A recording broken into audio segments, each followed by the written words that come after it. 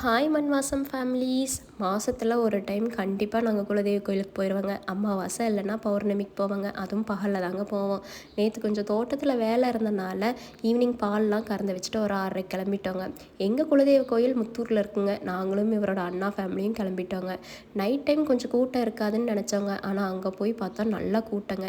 இன்றைக்கி பங்குனி யுகாதினால கொடுமுடியிலேருந்து தீத்தை கொண்டு வந்து விட்டாங்க. நம்ம சாமி கும்பிட்டு வந்துடலான்னு நாங்களும் போய் தீ கும்பெல்லாம் போட்டுட்டு சாமி கும்பிட்டாங்க. என்னடா எங்கள் கூட வந்த 2 பேரை காணோன்னு பார்த்தா சுண்டல் சாப்பிட போயிட்டாங்க. நாங்களும் போய் சுண்டலும் டீயும் சாப்பிட்டு எப்படியோ இது ரிட்டன் தாராபுரம் போகிற வரைக்கும் பசிதாங்கன்னு அடுத்த கோவிலுக்கு கிளம்பிட்டோங்க.